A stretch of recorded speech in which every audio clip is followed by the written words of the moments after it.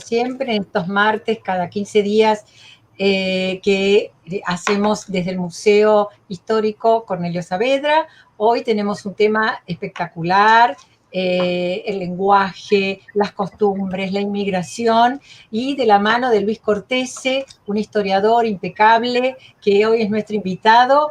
Y les cuento que Luis fue fundador y actual secretario de redacción de Historias de la Ciudad, una revista de Buenos Aires que está dedicada a temas históricos porteños desde 1999, que trabajó en el área de investigación del Instituto Histórico de la Ciudad de Buenos Aires, y realizó diversas publicaciones solo o en colaboración, como 100 años de historia del Club Italiano, Ciudad de Buenos Aires, La Boca del Riachuelo, el barrio de Barracas, etcétera, etcétera.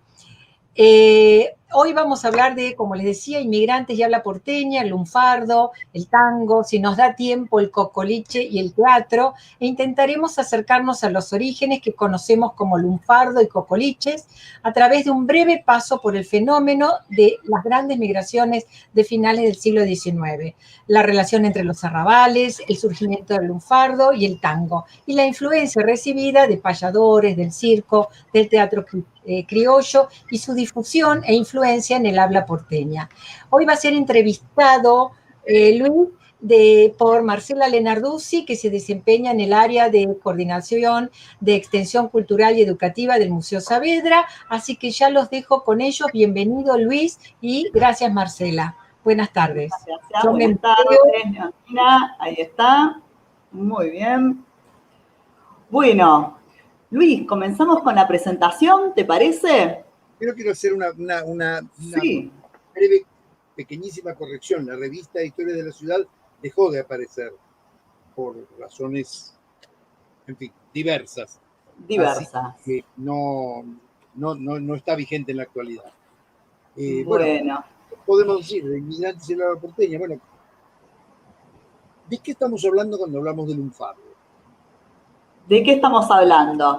De una especie de jerga que surge en el Río de la Plata hacia la segunda mitad del siglo XIX y que recibe como aporte para su formación, para su elaboración, el más importante es el de la inmigración, la italiana por sobre las otras, y palabras de origen indígena, africano o gauchesco que ya estaban preexistentes, digamos, en el mundo de Buenos Aires.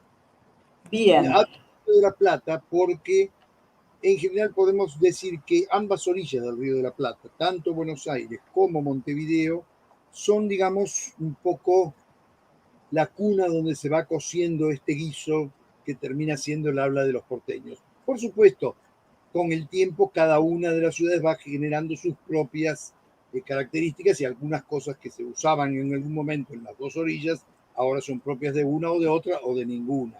En las ciudades portuarias, como en la Argentina, como puede haber sido Rosario o Bahía Blanca en su momento, son, digamos, ámbitos donde ese tipo de idiomas tienen cierta preponderancia. Ahora, vos me preguntarás qué es el lunfardo. Y mientras vos me vas hablando, voy por la presentación, ¿sí? Gracias, ahí vamos. Dale. Ya estamos. Les comentaba que, bueno, hasta principios del siglo XIX, principios del siglo XX, era bastante frecuente entre las poblaciones italianas llamar Lombardi a los ladrones, a los zampones, tal vez recordando las incursiones que los antiguos lombardos hacían sobre las ciudades para robar y todo eso. Otilia da Veiga, vicepresidenta de la Academia Argentina del Lunfardo, tiene una definición que es muy interesante. Dice que también se llamaba así a los prestamistas y banqueros por parte de la gente humilde de las ciudades. O sea, eran lombardi, eran ladrones. Una forma de decirles ladrones también. Luis, esta forma, tengo una pregunta. Esta forma, ¿no? Vos decimos como que surgió de un modo marginal el lunfardo. De la palabra lunfardo. Ahora vamos a hablar de la jerga, del lunfardo como habla. Originalmente, es probable que teniendo ese origen, en donde se hablaba de un lombardo o lunfardo, como un ladrón, como un ampón, es muy probable que mejor dicho, no es muy probable, es seguro que parte de su origen tiene que ver directamente con el lenguaje carcelario. Los presos usaban, y deben seguir usando seguramente, no me cabe ninguna duda, para que los guardias no los entiendan, palabras dándoles un significado particular. Como podríamos decir un modo de codificar. Es una forma de codificar. Benigno Bien. Lugones en la prensa, en el diario La Prensa hacia 1878, refiere en un artículo que se llamaba El dialecto de los ladrones, Sí. hablaba de una nueva forma de hablar y enumeraba una cantidad de palabras, entre ellas lunfardo, como sinónimo de ladrón. Uh-huh. Evidentemente, de allí, de las cárceles, habrá ido derivando poco a poco hacia las clases menos favorecidas, donde gran parte de sus vocablos y locuciones se fueron introduciendo poco a poco en el castellano del Río de la Plata, tanto en Buenos Aires como en Montevideo. Claro, porque a mí me llamaba Sí, decime. No, tenemos que agregar que ambas ciudades han recibido en un determinado momento un caudal migratorio muy importante. Ese caudal migratorio trae consigo su propio idioma. Cuando ese caudal migratorio tan importante es básicamente italiano, que tiene muchas particularidades similares a las del castellano, es muy común, muy normal que el habla popular empiece a mezclar palabras y a utilizar esas que utilizaban los inmigrantes. Vamos a ver un poquito más adelante. Sí. ¿Querés? ¿Pasamos esta placa? Podemos pasar alguna placa más. Bien. Acá la composición. Claro. Tenemos acá en esta placa digamos, antes me parecía importante decir que así como los españoles traen al territorio nacional su propio idioma, sus costumbres, su forma de vida y todo eso, y simplemente al asentarse, estamos hablando de la fundación de Buenos Aires, 1580, no del establecimiento de Pedro de Mendoza, que no fue exactamente una fundación de ciudad, sino un asentamiento, en mi opinión. Sí. Cuando se asientan, empiezan a recibir ya desde ese mismo momento el aporte de un vocabulario que les era extraño, que era el vocabulario de los pueblos originarios, y con lo que esos pueblos originarios identificaban plantas, animales, costumbres, comidas, que los españoles no conocían, y entonces empiezan a adoptar como propias. Ya vamos a ver después algunas de esas expresiones. Ahí está. Y ese castellano de los tiempos de la conquista, desde el momento que la gente se asienta en el nuevo territorio, va empezando a cambiar aún respecto del castellano que se habla, del español que se hablaba en España, o del castellano que se hablaba en Castilla. Podemos decir que, nosotros transformamos el lenguaje nos transforma, es una cuestión dialéctica. Una dialéctica permanente, constante, diaria, hoy, ayer y mañana va a ser igual. Por eso, con el tiempo, la vieja aldea transformada en gran ciudad comienza a recibir miles y miles de inmigrantes, en este caso hablamos de europeos, que van aportando todo lo mismo que habían aportado los pueblos originarios, y van transformando, van aportando al ser humano toda esa transformación permanente que, bueno, que nos hizo, nos hace y nos hará seres humanos, ¿no es cierto? El lenguaje, Luis, de estático no tiene nada, ¿no? ¿Cómo? De estático no tiene nada. Como nada de lo que hace el hombre. Uh-huh. Aún si habláramos de una construcción como una pirámide, no es la misma pirámide que vemos nosotros que la que vio Napoleón o que la que vio Amenofis, ¿no es cierto? Así es. Así es. Continuemos. Sí. Vamos por esta placa. La presencia de los italianos en Buenos Aires, porque yo resaltaba tanto esa presencia. Sí. Un poquito anterior, que es la de la presencia según los censos. Habíamos hablado en esta placa, sí. Es la placa que tenemos ahí como para que el público pueda ver. Para que el público lo pueda ver. 1869. Buenos Aires tenía 177, vamos a redondear las cifras. Vamos a redondear habitantes, de los cuales 44.000, más de 44.000 eran italianos, no es que fueran hijos, no, eran italianos. O sea, el 23,7% de los porteños eran italianos. 20 años después, ese porcentaje, con una ciudad que ya se había multiplicado por 3 sus habitantes, tenía 4.000 habitantes, 138.000, el 31,8% del total de habitantes eran italianos, a los cuales habría que agregar los hijos de los que habíamos considerado en el censo anterior de 20 años, que eran argentinos, pero que vivían en un medio prácticamente italiano. Ahora, Luis, ¿cómo no ver influenciado el lenguaje con esta inmigración, ¿no? Y hasta 1936 es la presencia de una corriente migratoria. En 1936 había sido superada apenas por los españoles, que habían llegado a ser aproximadamente el 13,44%, mientras los italianos eran el 12,37%, sobre un total de extranjeros que llegaba al 36% de la ciudad. Y tengo una pregunta con respecto a esta composición de migrantes. Un segundo. Buenos Aires en 1936 tenía 2.415.000 habitantes, algo menos de lo que tiene hoy, de los cuales 870.000 eran extranjeros, básicamente europeos, de los países mediterráneos y también un gran caudal de los países centrales. Habían ido aumentando muy poco, ¿no? Los porcentajes eran ínfimos comparados con los italianos españoles, pero empezó a tener una presencia más significativa. Sí, una preponderancia.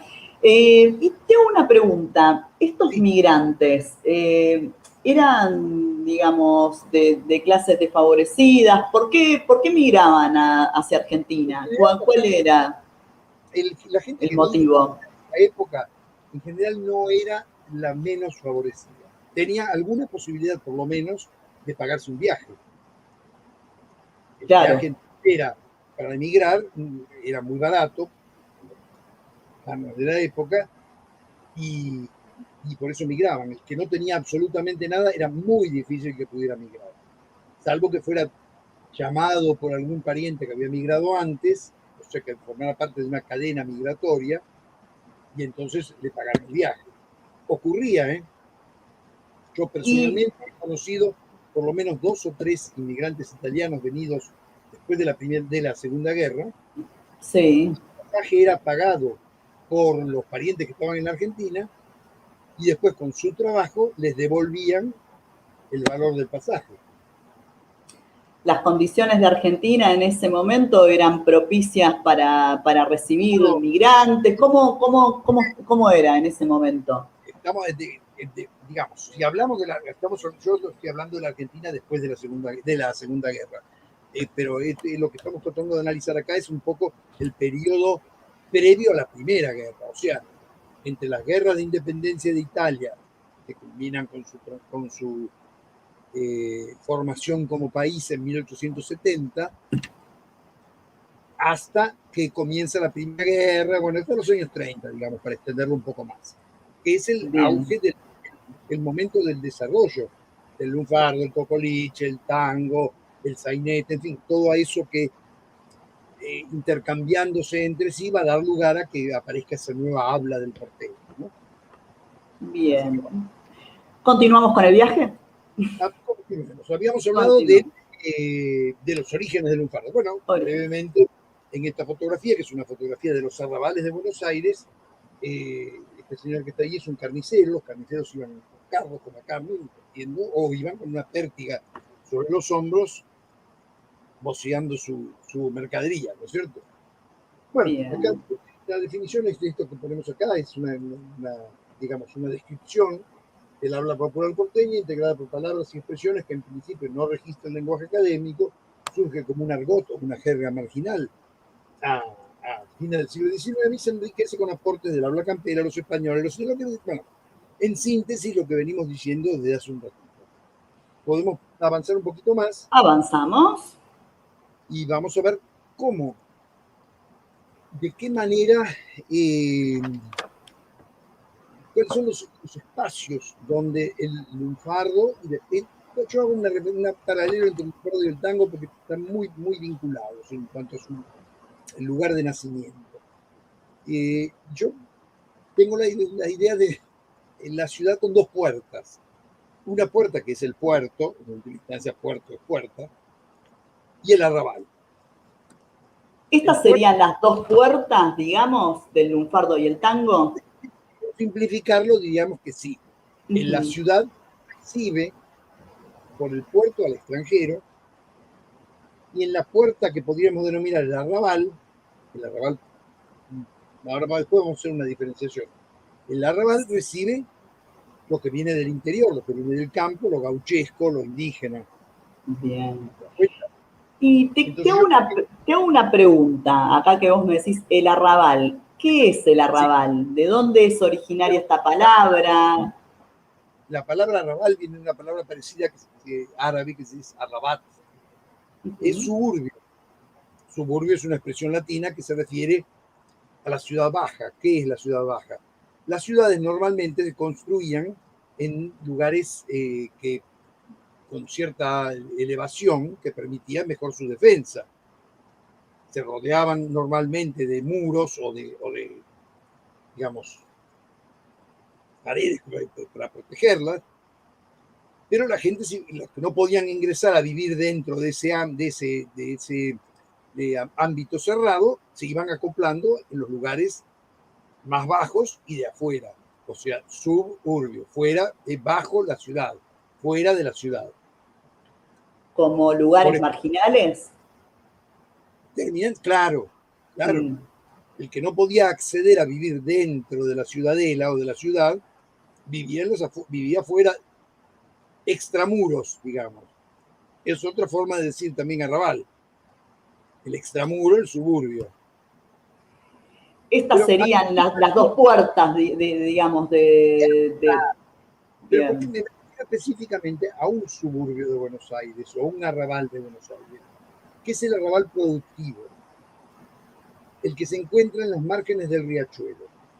Si nosotros miramos un plano de Buenos Aires de la de 1870, por ahí, vamos a ver que toda la zona oeste, por ejemplo, estaba compuesta por quintas, chacras, y fuera de los límites de la ciudad, de algunas estancias. Bueno, a medida que uno se iba adentrando en la pampa, extensiones cada vez mayores. En las cuales había contacto con el campo, pero no era lo mismo que, por ejemplo, en la zona ubicada donde estaban los mataderos, vieron la Plaza España, lo que ahora es el Parque España, desde 1830 a 1871, luego en Parque de los Patricios, desde 1871 hasta 1902, y por fin en los mataderos que conocemos hasta el día de hoy.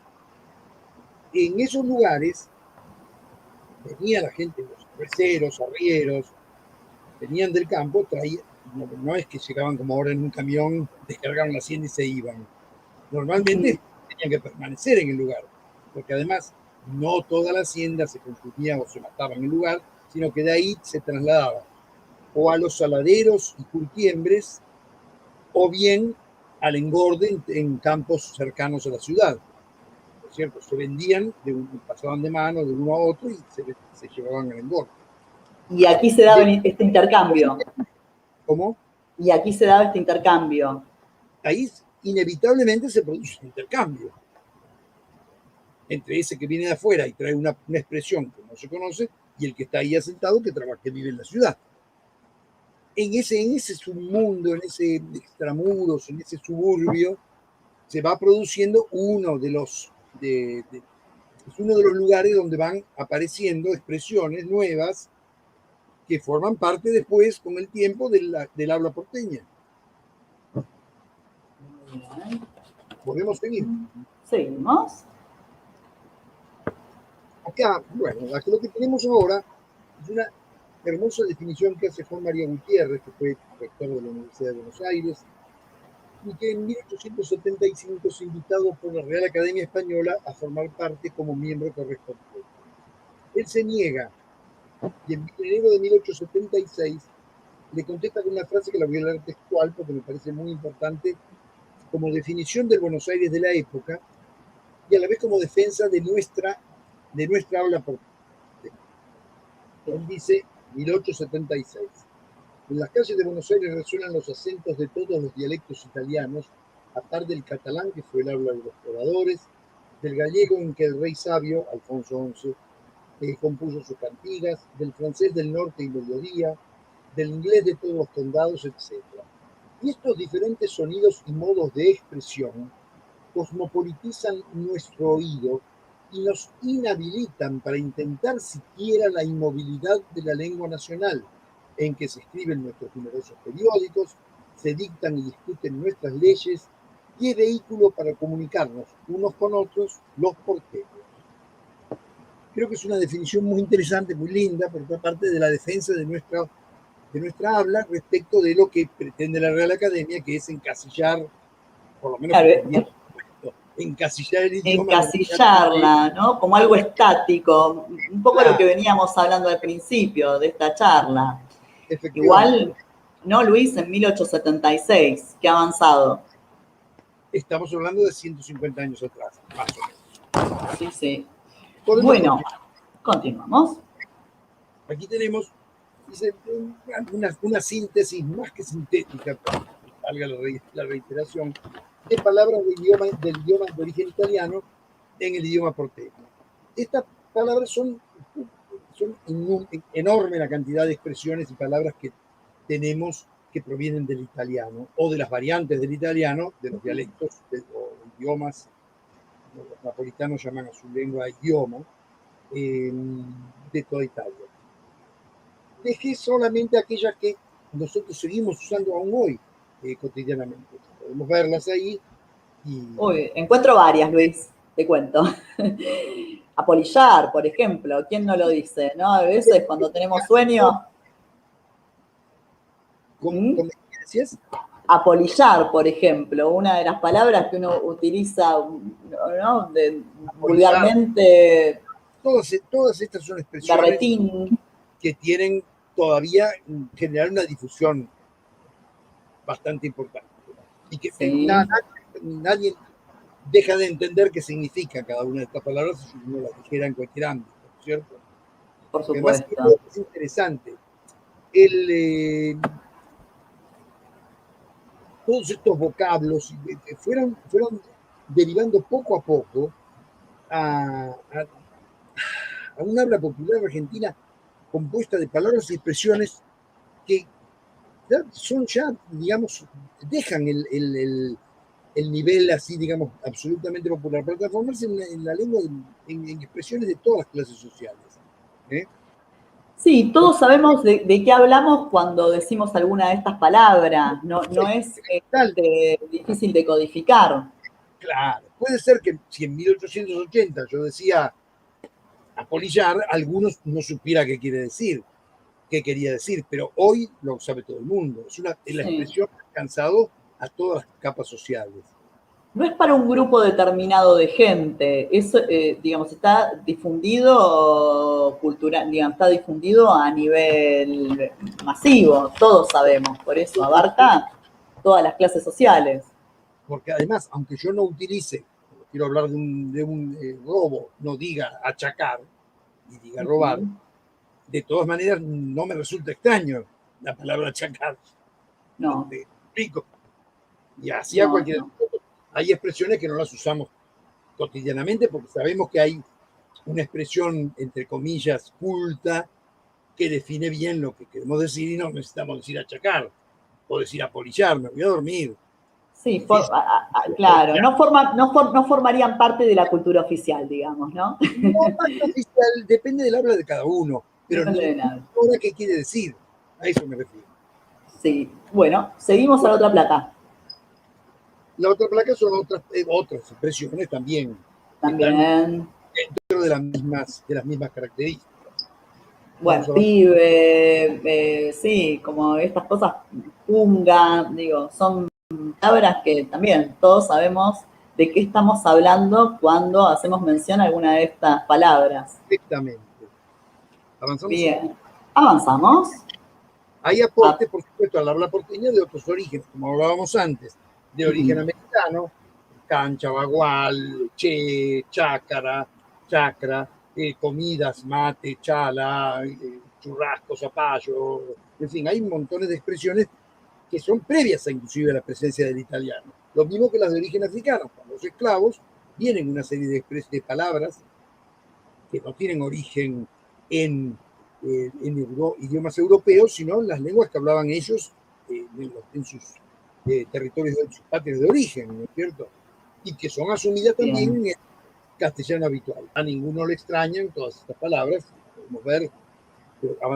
La interjección che es muy usada. Claro, pero ¿quién no sabe lo que es Catungo, Malambo, Quilombo, Milonga? Totalmente, claro. Bueno, avanzamos acá, origen gitano. Origen gitano, algunas expresiones y palabras de origen gitano, algunas de origen de Germanía, o sea, el lenguaje exactamente de ladrones, aunque también está, ya vuelvo a decir, en el habla porteña, y de origen portugués o brasileño. A veces viene directo de Portugal, a veces viene de Brasil, pero bueno, entrar en esos detalles nos llevaría una charla específica sobre eso. Otra específica. La dejamos para, ahora avanzamos y la dejamos para otro momento. Vamos, seguimos. He hablado también en algún momento de los primigenios textos lunfardos. Sí, sí. Esto, bueno, hacemos alguna mención, ¿te parece al tema dinero esto? Los sinónimos del lunfardo. La cantidad de expresiones que tiene el lunfardo del habla cotidiana para referirse al dinero. El dinero es guita, billulla, evento, ventolina, es menega, meneguina, como vamos a ver después. Después lo vamos a ver. Los mangos derivan de la meneguina, de los marengos y de la menega, ¿no es cierto? Los nales eran los billetes los nacionales, los bataraces eran los billetes de $1 que tenían un color parecido al color, a los bataraz, a las gallinas batarazas, no sé si, bueno, sería sí. manchado de gris, negro y blanco. Uno se olvida a veces que hay gente que no ha visto una gallina en su vida.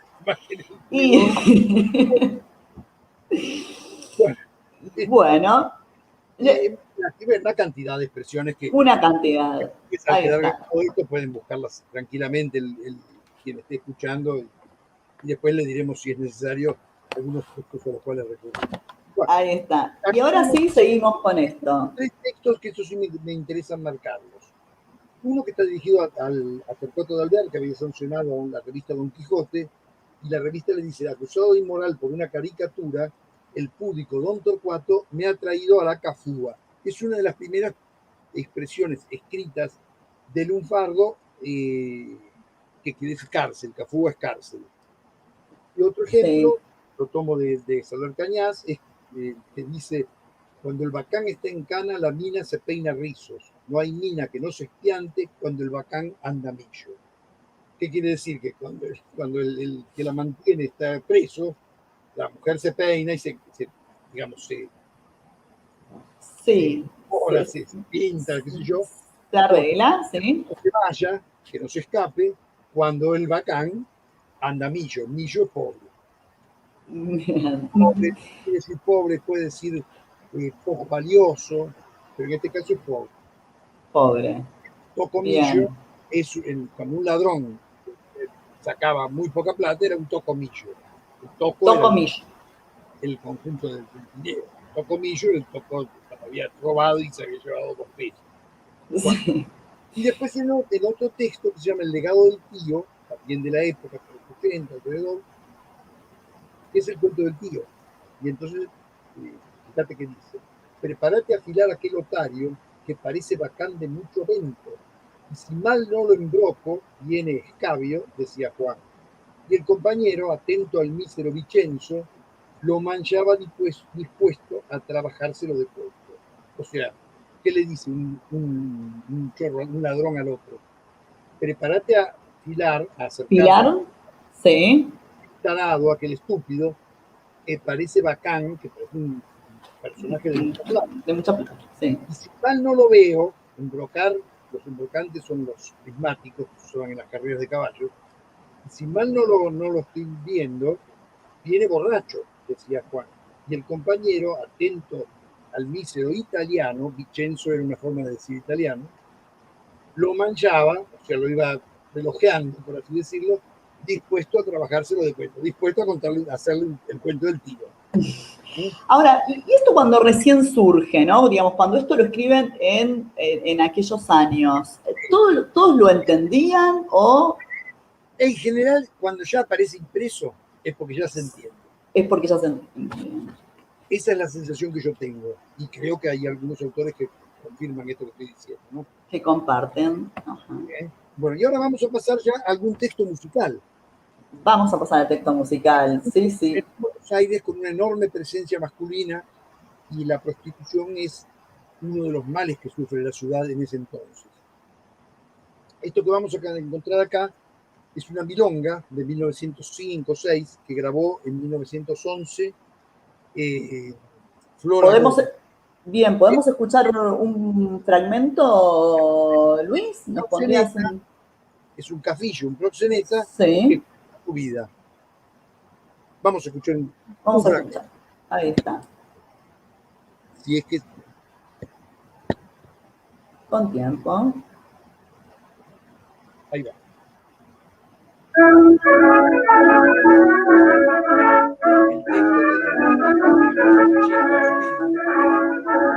Sí. Me llamas invito y con razón, porque soy chiquito con tapón. Yo vendo la presa y la nación, y hasta comercio mi corazón.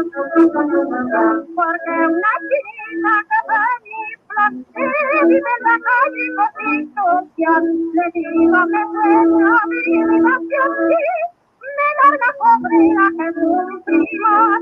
Ya sí vivo de los diarios y los años de mi vida que me sirven para farrear con la rubia jovenina.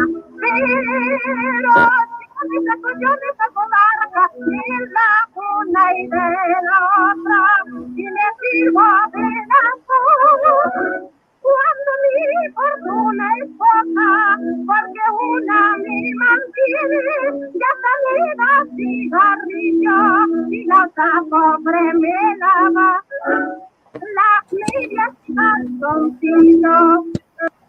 Bueno. Es un breve fragmento, pero que nos permite entender un poco cuál era el relato de la vida de un proxeneta. Claro, era un proxeneta. Lo que está, digamos, lo que está dando cuenta este tango es la vida de un proxeneta. Claro. Ahora, y la imagen que está reflejándose en la pantalla, que es otro tango, no tiene, no es el que estamos escuchando, sí. Pero vemos ahí qué es lo que hace el cafillo, que le está sacando la plata a las mujeres y le pide la meneguina. La meneguina. Meneguina por un lado, los nales por otro. La cobrera por otro, el vento más abajo, en fin. Sí, la lata. ¿Cómo? La lata, que dice, cuando no largan la lata. Claro, bueno, la lata es el comprobante del paso de un tipo por el prostíbulo. Ah. Cuando le daban las latas, él las fajaba y enseguida venía la plata, venía el vento. Da cuenta de una realidad difícil. Una realidad terrible. Es decir, ¿no? Más que un canallita es un canallita. ¿No es cierto? Pero sí. Es curioso porque además es mujer cantando. Lo que pasa es que en esa época todavía los personajes de muchachos jóvenes los hacían mujeres. Cuando se estrena Gavino el Mayoral de Enrique García Belloso, allá por el 90 y tantos, no me acuerdo exactamente la fecha, no quiero mentir, el personaje de Gavino lo hace Irene Cava, que era una actriz española, ¿no? Bueno, sigamos porque si entramos a sigamos, sigamos. Acá tenemos otro ejemplo del tango, del tango con el Ciruja de Marino y Ernesto de la Cruz, que es una letra excelente y bueno. Pero no sé si vale la pena, no vamos a escuchar nada porque no tiene mucho sentido. Lo mismo que de mano a mano. No. y preferiría pasarlos por encima porque Lo no, pasamos, sí, porque tenemos como 10 minutos más y vamos sirviendo un poco. bueno, todos lo conocen y todos conocen la versión de Gardel, que es la más fabulosa de ellas. Y vamos a continuar. Vamos a continuar. Tengo una pregunta acá. ¿Cuál es la relación entre la canzoneta y el tango, Luis? La canzoneta y el tango tienen en común dos cosas. Son primero de la misma época. Es probable que haya algunas canciones napolitanas. Estamos hablando de la canzoneta napolitana. Sí. Hay algunas canciones napolitanas cultas que son anteriores a la canzoneta que nosotros conocemos tradicionalmente. Pero la canzoneta de fines del siglo XIX, principios del siglo XX y el tango comparten una temática. La mujer, la madre, el barrio, la miseria, la angustia, el dolor y la nostalgia. En este tango que se llama Canzoneta, justamente, de Nicolás Olivari, un gran poeta, y Cáturo Castillo, otro gran poeta y también compositor, encontramos la imagen de ese sentimiento de la pérdida, de la desesperación, del abandono, del que vive fuera de su mundo, del que ha dejado su mundo para encontrarse, como dice ahí muy bien, la aprendió cuando vino con otros encerrado en la panza de un buque. Y es con ella metiendo batuque, que ruido, lío, no es una expresión italiana, pero... Expresaba los pesares, ¿no? Los pesares, el sufrimiento con el que venía el inmigrante después de dejar su tierra. Otra imagen del tango, vamos a pasar por encima a Griseta. Pasamos, sí. A la galletita, que es la mujer que... Los dos la son... galletita, ahí está. La anterior también. Sí. Que es la mujer que viene a la Argentina ilusionada con una vida mejor y termina prostituida. En el caso de Griseta... Tanto un tango como el otro dan cuenta de esta situación. Claro. De esta realidad, digamos. La pobre Griseta termina en el loco divagar del cabaret. Mientras que la galleguita termina, como vemos aquí, tras la primera cita fuiste a parar al Pigal. Al Pigal. También. ¿Qué es el Pigal? El Pigal era un cabaret. Era un cabaret.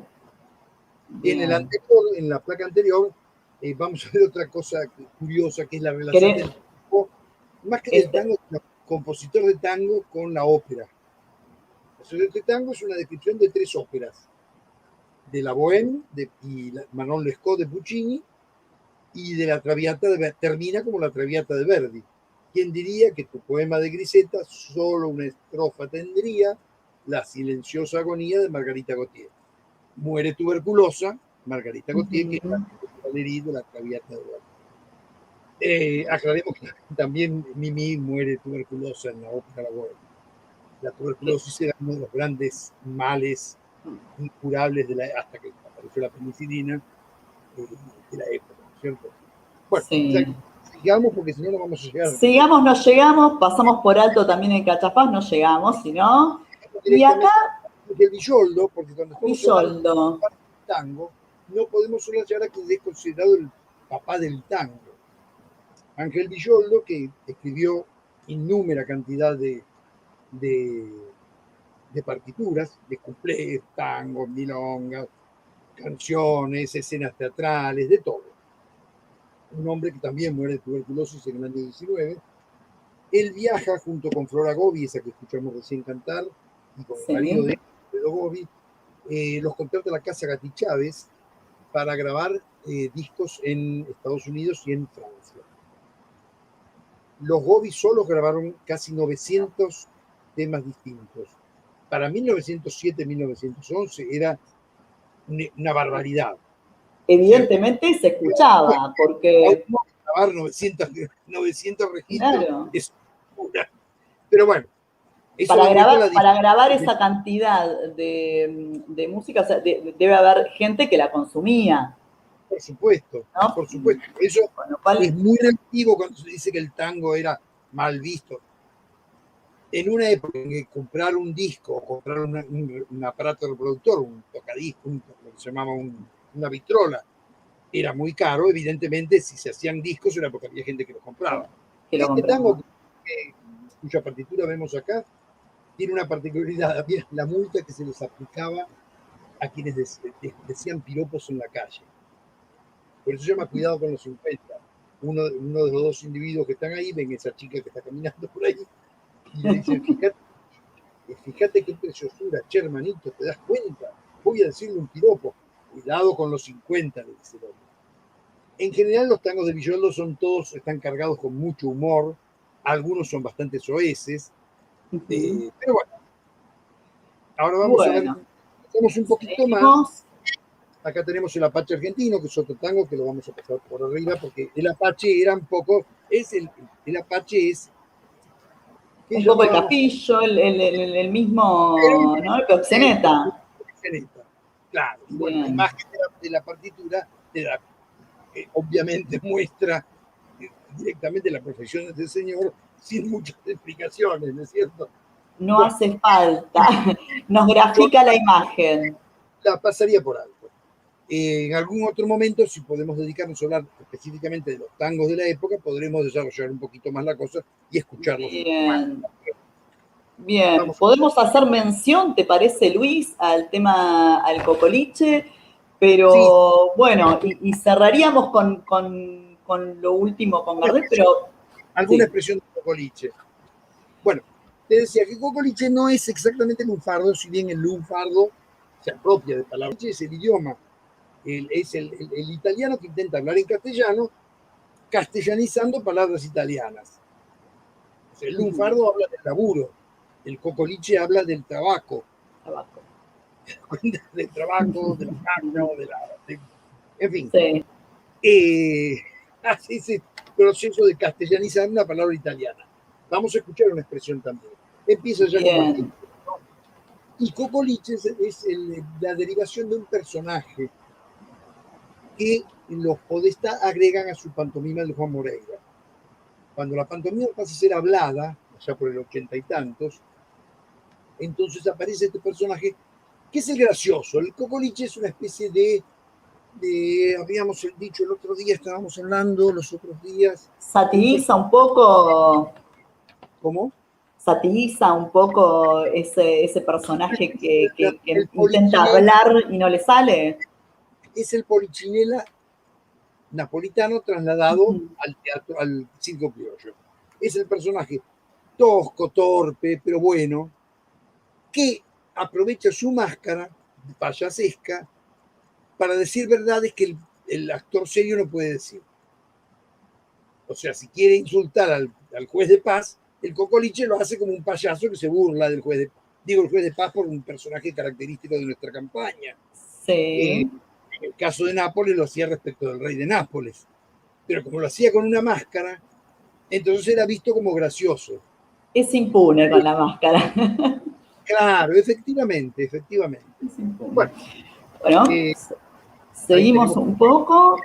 Seguimos un poquito más. Acá hay, bueno, esto no sé si vale la pena ahondar mucho, pero es una expresión académica, una descripción académica de qué es lo que le ocurre al inmigrante italiano, cuando abandona su tierra. Todo lo que lleva con sí, que no lo pierde nunca, ¿no es cierto? Lo lleva, quien dice el propio locus, se lo lleva consigo, semi escondido entre el equipaje y entre los recuerdos. Y ahora, sí. Eso mismo después, cuando ese inmigrante escribe una música o escribe una poesía, carga todo eso. Por eso vemos tanto de tantas cosas en común entre la canzoneta napolitana, que siempre habla de la inmigración, o por lo menos muchas veces habla de la inmigración. Yo doy siempre dos ejemplos. Uno es Santa Lucia Lontana y otra que se llama A Cartulina Nábule, que son dos muy pasionales expresiones de la canzoneta napolitana del inmigrante, ¿no? En fin, continuemos. Vemos ¿podemos escuchar un poquito de este tango? Vamos a directamente, claro, acá la expresión de un a ver, Vamos a tratar de escuchar. Es el número 11 esto. Ahí está. Esto es una boliche aplicada a una canción porteña.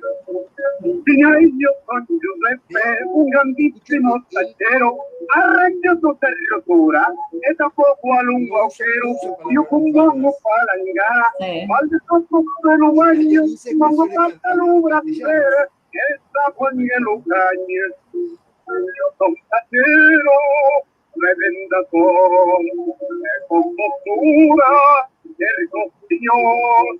yo con tachero vaya, mi primera cualidad es la compostura, con una especialidad. Así, comando, déjeme yo pongo cacerola, la cabeza lutar tiene, cuando caula pa'l morir, que trabajo molto bene, alle calle chascaroso, tengo luca la sería, ma cubro siempre al condado, a me casa nunca fría. Yo cuando quiero, tremenda voz, es como...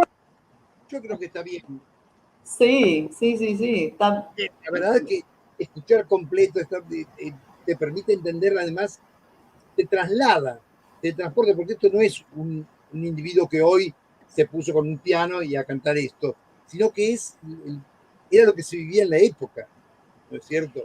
Y ¿Da cuenta de la subjetividad de quien lo escribe, de quien lo canta, de sus pesares, de sus sentires?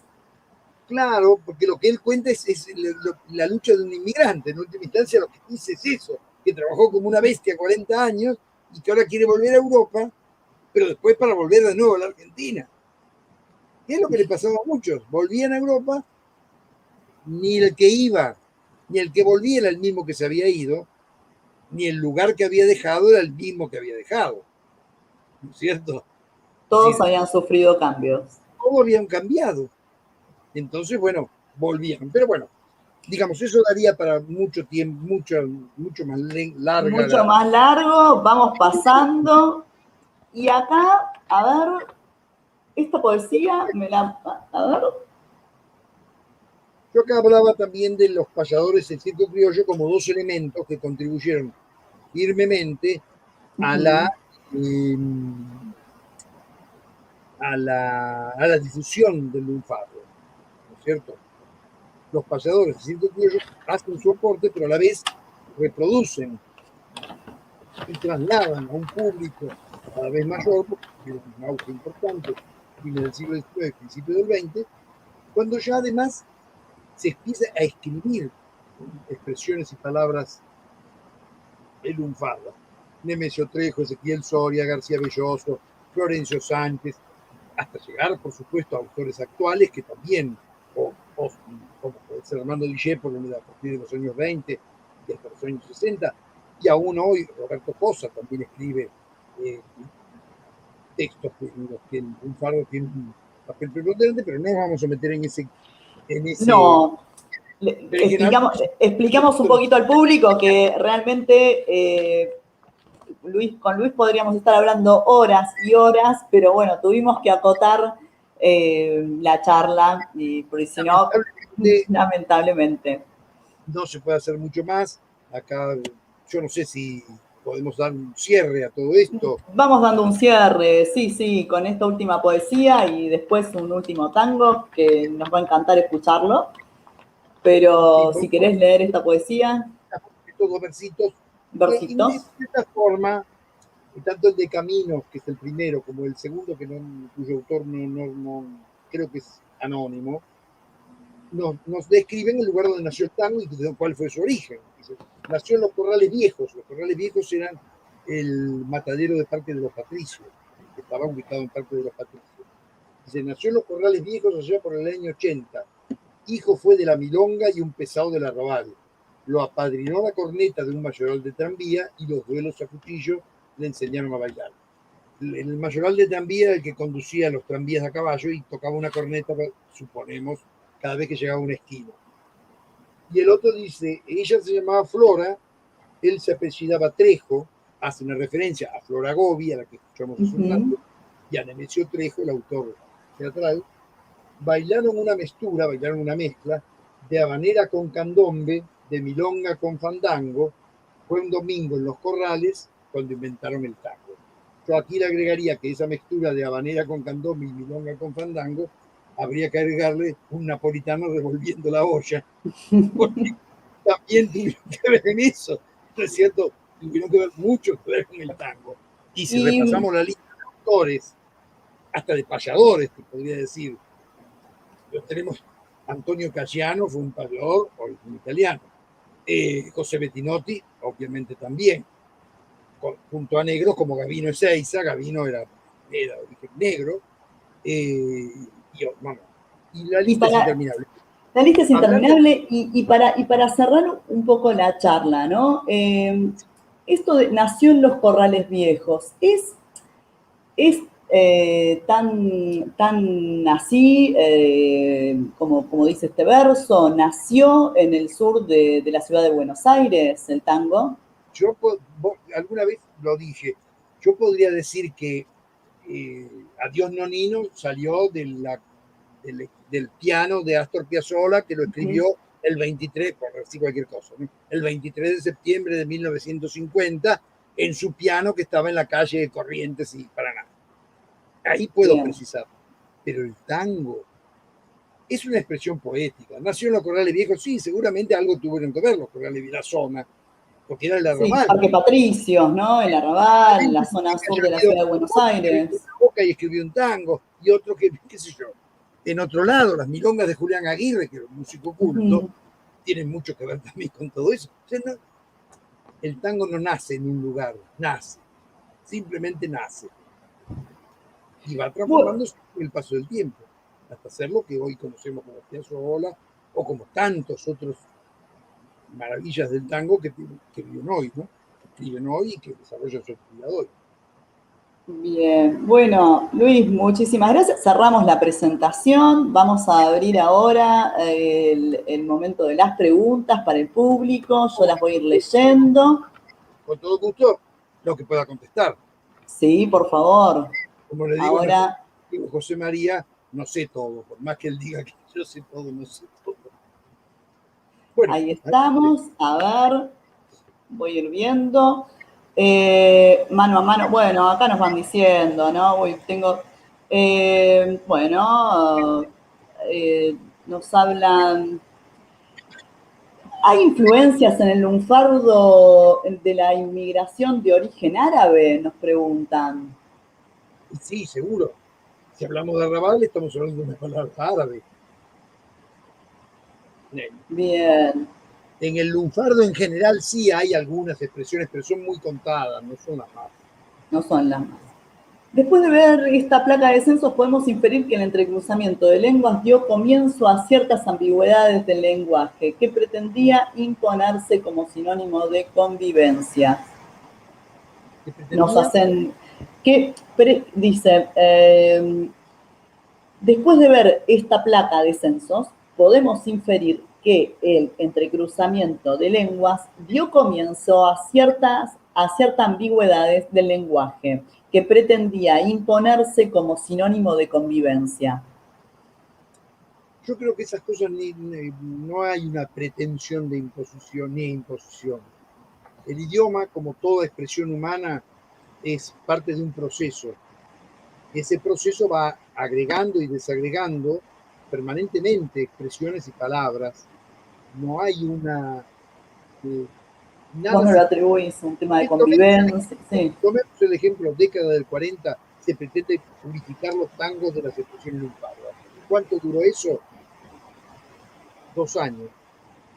¿Dónde queda eso? Y en algún disco que algún loco como yo, que junta disco viejo, tiene algún tango que purificado. Pero nadie canta mano a mano evitando las expresiones que tiene mano a mano o cualquier tango que utilice para expresiones lunfardas. Las cosas son y dejan de ser el día que dejan de ser, y el día nacen el día que nacen. Y después desaparecen. Si no se asumen como propias, desaparecen. No es por imposición. Por imposición no existen. Puede estar la intención de imponer, pero la realidad se Sí, mantiene aquello que es aprendido y aprehendido por nosotros. he aprendido y aceptado. Si Eh, el idioma perfecto no existe. En España, el problema de las expresiones inglesas, por ejemplo, en su momento nos preocupaba también mucho. Y en Estados Unidos preocupan las expresiones hispanas, porque a medida que hay más hispanos en Estados Unidos, más se van acoplando expresiones hispanas al inglés de los Estados Unidos. y, sí, y por supuesto el fenómeno de la globalización, ¿no? Todas las Luis, porque expresiones. sí, sí. Y acá me dicen, ¿el arrabal sería La Boca, San Telmo, esos barrios? No, el arrabal, San Telmo bueno, en algún momento fue arrabal cuando la ciudad estaba limitada a la Plaza de Mayo, pero no, más bien Claro, no el arrabal podemos circunscribir a una zona.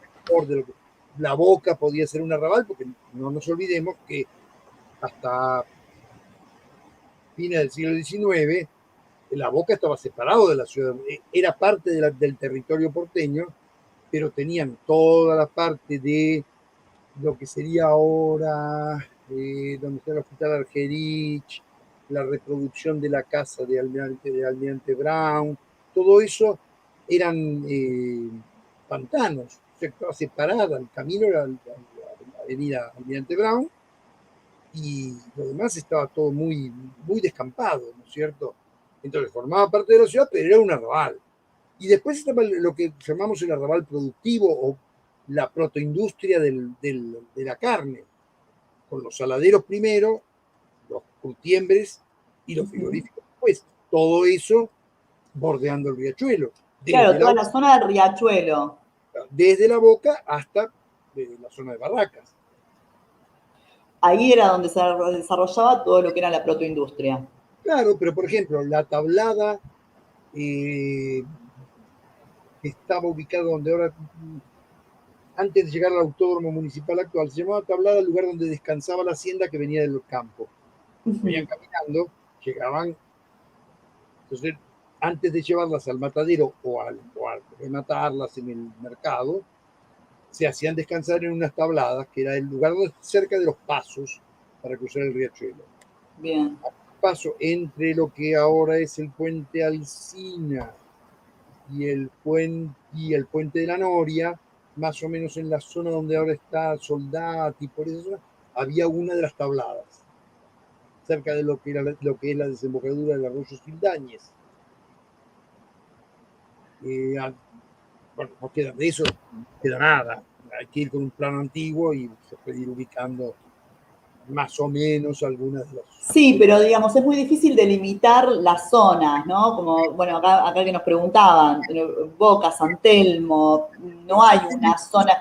No creo que fuera San Telmo no creo. Tenía un barrio, en algún momento fue un barrio aristocrático, hasta bien entrado el fines del siglo XIX. No, el tema de la fiebre amarilla que se fueron, eso es muy relativo. Hubo gente pero hubo, por ejemplo, el Instituto Histórico funcionaba en la casa de los Estrada, ¿no es cierto? La editorial Sí. Estrada. Bueno, los Estrada hicieron su casa ahí en 1870. Quiere decir que no estaban dispuestos a irse muy lejos, ¿no es cierto? Y no es solo la casa de los Ezeiza, en la calle Defensa, casi llegando a San Juan, es de la época también. Lo que no quiere decir que hubiera familias que sí, en un proceso que tiene que ver también con los viajes a Europa, con el tipo de vivienda cada vez más lujosa, más grande, y necesitados de terrenos más amplios, se empiezan a mudar hacia el norte de la ciudad, donde prácticamente no había demasiado. Por eso después queda como relegado a una clase más, después se arman los conventillos y demás. Coexistían con eso. Bueno, siguen, dice, che, acá ponen, ¿no? Che, igual gente mapuche.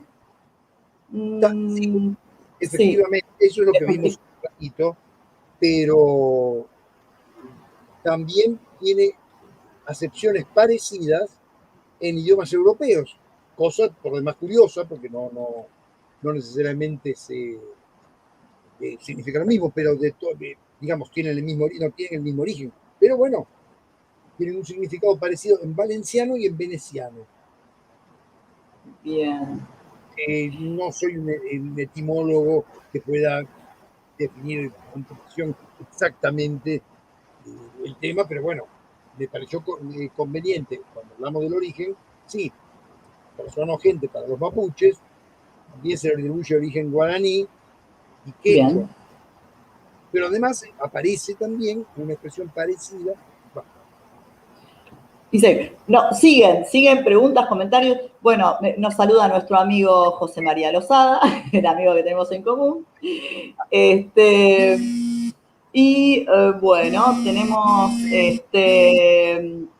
a ver, Rafael que nos pregunta, dice, ¿el tango se bailaba entre hombres al inicio? Nos hace esa pregunta. Hay algunas fotografías, pero yo pienso que se bailaba entre un hombre y una mujer.